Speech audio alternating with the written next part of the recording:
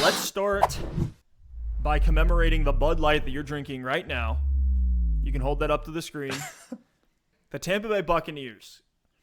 Okay, the cat is out of the bag on all their pass-catching weapons. All of the ADPs are pretty high, to be honest with you. Even when I look at Antonio Brown, Rob Gronkowski, everyone knows what this offense is going to be. The unknown variable that we had last year in this offense. And I remember going to war on Twitter with guys that saying Tom Brady was washed after his 2019 season because he had a low average depth of target throwing to N'Keal Harry and Jacoby Myers and sitting here just trying to project how things are going to go this season.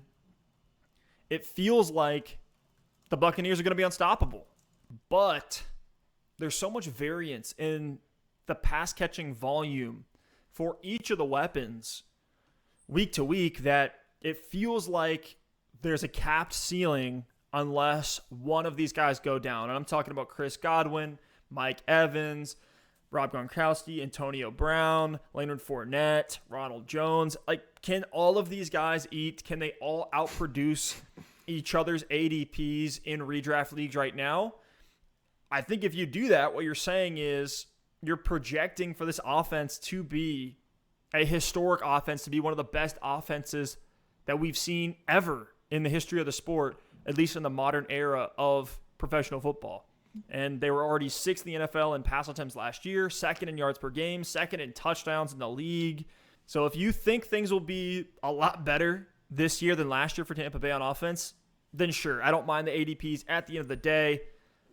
But Alex, how do you feel about these receivers going into 2021 redraft leagues? Yeah, the receivers specifically are all interesting, and I honestly am fine with all three of them on my roster, and that's Mike Evans, Chris Godwin, and Antonio Brown. Right now, you've got Mike Evans and Chris Godwin going in the fourth round, Evans early in the fourth round. And AB on Underdog is going in the eighth round, but on Fantasy Pros ADP, he's going in the back of the ninth round. So AB is really the value of this group, and I'm going to talk about him specifically a little bit later on in the show. But when I look at these three guys, I'm happy with any of them on my roster. You do prefer, Chris Godwin or Mike Evans. They are going to be the 1 and 2 on this team, but Antonio Brown's gonna put up some numbers as well. When you look at the 8-game split from last season, when all three were on the field at the same time, Mike Evans was the wide receiver 11, Chris Godwin was the wide receiver 17, and Antonio Brown was the wide receiver 22 over that 8-game span. So all three were in that wide receiver 2 range. All three were performing for your fantasy football team. There were some ups and downs in those weeks. From those numbers, you see Mike Evans and Godwin were the most consistent of the three. But it's one of those situations where because all three are going to demand targets, because each of them are going to have their boom weeks, it's going to take away some of that season-long upside. I think all three of these guys have week-to-week upside and can boom. I mean, we even saw Antonio Brown boom for a massive game at the end of the season, 11 receptions, 138 yards, and 2 touchdowns. We see Mike Evans going from, an 100-yard, 2-touchdown game to a 1-catch, 4-yard, 1-touchdown game. So we're going to see some variance week over week, but on the season, I like all three guys. I'm personally going to prefer to take Antonio Brown at his current value just because you can get him 4 or 5 rounds later, and I don't think you're necessarily sacrificing that much production on a week-over-week basis. And with Chris Godwin and Mike Evans, I think they're fine, but because there are so many mouths to feed, I think they lack some of that upside to finish as a top 5 wide receiver unless one of the other two guys goes down. Antonio Brown should be a locked-in wide receiver 2 in fantasy. At least it feels that way. And if you look at their target share, for the games they played, Antonio Brown in 8 games, 19.9% target share. We had games where Tom Brady was just force-feeding Antonio Brown at times. Godwin with an 18.9% target share in 12 games. He did see the lowest red zone targets of the three by a decent amount. And then we had Mike Evans, had 13 touchdowns on the year. I think he could absolutely repeat that this season.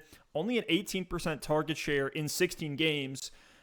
Some of those he was a decoy, and that seems to happen, once a season with Mike Evans.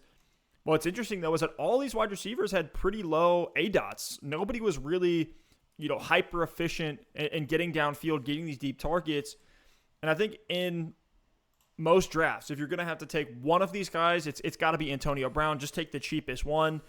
It's a small difference between which of the three are probably going to pop off this season, at least from what we can project right now. They all should have solid floors, though, because Brady's going to keep the offense humming.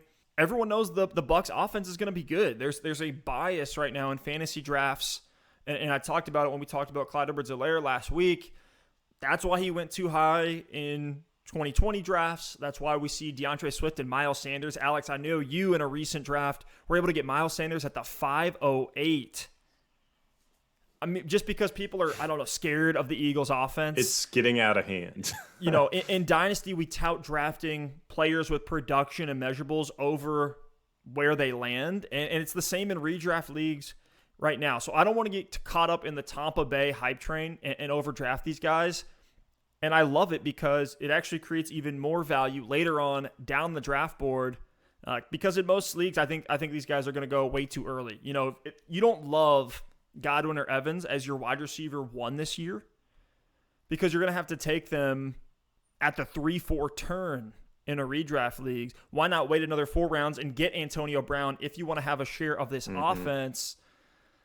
And if we're looking at wide receiver 2s, they're fine options, but you can wait a couple rounds and get the Deontay Johnsons, the Tyler Lockett's, the T. Higgins, Kenny Galladay's, Brandon Ayuk's, Cortland Sutton's. Like, the list goes on and on and on of these fine weekly startable wide receiver 2s that are probably going to have boom weeks, going to give you a consistent floor. So these aren't really guys that I'm targeting because they're at the top of that tier where, especially this season, we do see a pocket of running backs falling down these draft boards like Swift and Sanders.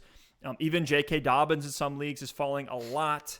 And then even Chris Carson, Myles Gaskin. So, when we're in these ranges, these guys just aren't ones that I'm targeting. I'm not going to debate you too hard if you're all in on this offense, all in on Tom Brady this year, because they could truly be historic. If we had to pick an offense to project to be historic this season, it would probably be the Tampa Bay Buccaneers.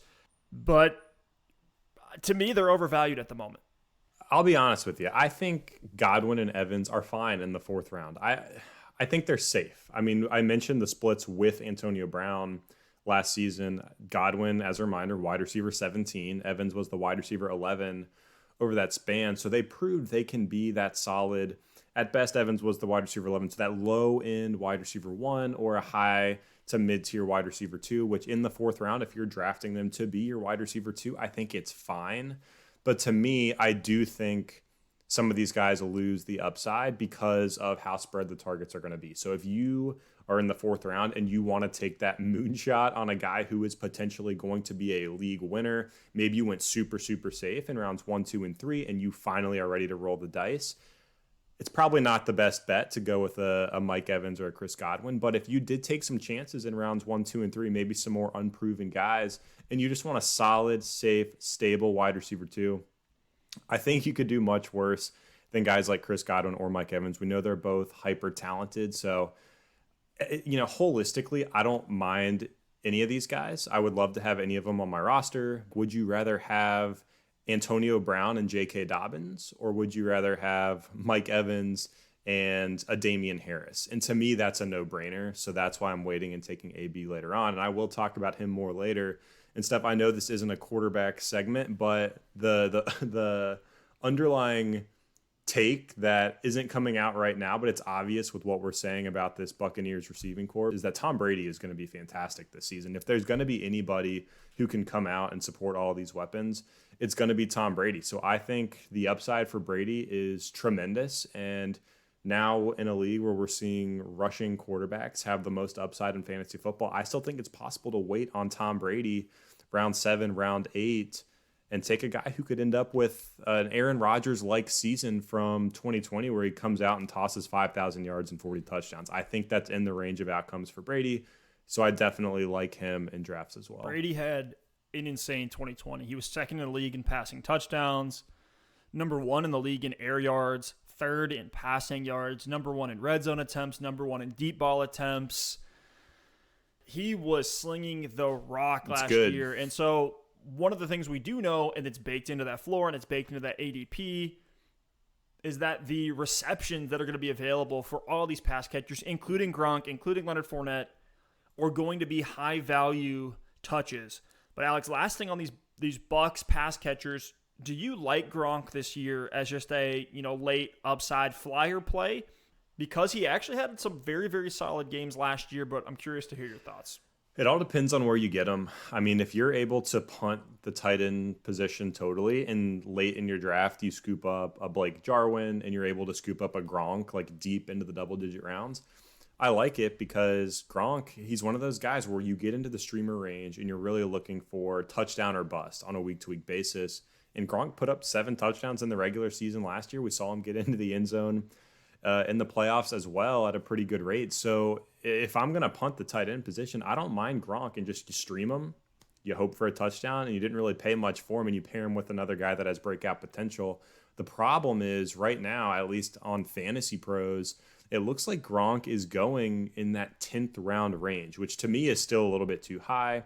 Over on Underdog Fantasy, I've been scooping up Gronk in the 15th, 16th round. Nice. Like the fall that he's having over there is egregious. So I've been scooping him up late whenever he falls. And if that's something that happens in your draft, by all means, I want to take the flyer on him late. But the 10th round is still a little bit too rich for me. So in my opinion, it all depends on that draft value. If you're going to be able to get him with one of your last picks, by all means, put him on your bench. And maybe he comes out and scores a couple of touchdowns and you don't even need him and you're able to flip him to another tight end needy team. Or if you truly are trying to stream that position, he's the kind of guy that you're going to want. Now, we're talking about a sexy, high-flying offense that's going to put up all these points. Some folks project it to be historic as far as the stats are going to put up. Maybe 3,000-yard wide receivers.